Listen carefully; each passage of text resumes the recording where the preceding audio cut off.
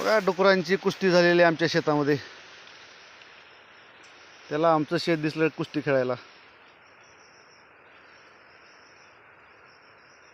काय करणार.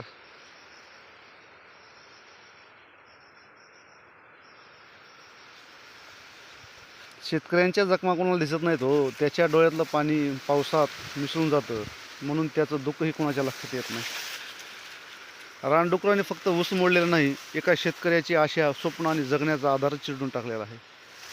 हा तुम्ही म्हणता की एक ठिकाणी दाखवतोय, असं 10 ठिकाणी भरपूर ठिकाणी झालेलं आहे. हे ऊस लावताना घेतलेलं कर्ज होतं, किंवा ह्या ऊसातून आपल्याला शेवटी काहीतरी पैसा भेटावा. पण पैसाच भेटतो का नाही की असं वाटतंय. नंतर पुन्हा कारखान्याचा प्रश्न मोठा, कारखाना बी नेतो का नाही केला का. शेवटी सगळ्या ऊसाला म्हाताऱ्या फुटून ह्या 1 वर्षाखाली जे झालं तसं होऊ नये म्हणजे बस.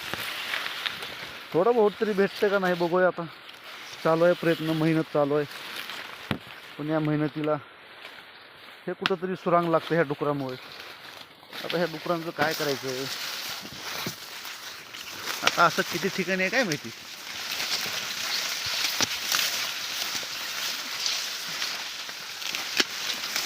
ए हाय करे बाबा, इधर कोई. हमारे खेत में क्या कर रहे हो साले हो. ये देखो, या सगळीकडे जागोजागी त्यांनी मैदान तयार केलेलं आहे आपलं खेळायचं.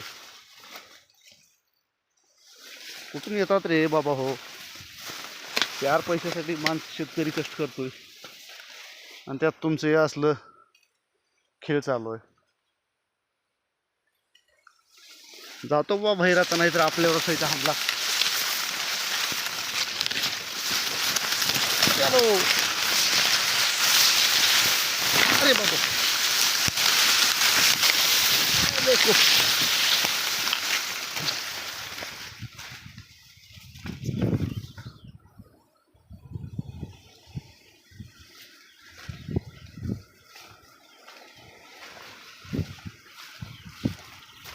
कसं आहे बाहेरून दिसायला, गोंडस आहे का नाही ऊस.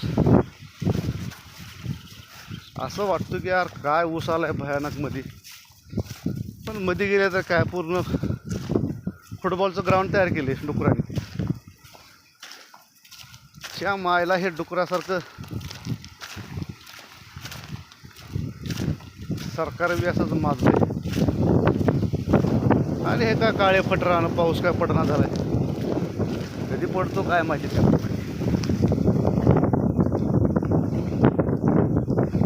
पंढरीच्या पांडुरंगा, काय तुझा पण वारीचा दिवस पुढे वाढला काय रे.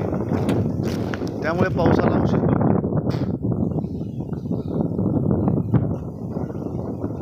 हे सगळीकडे काळेच काळे राहणं. आहे हो दिसायला काय.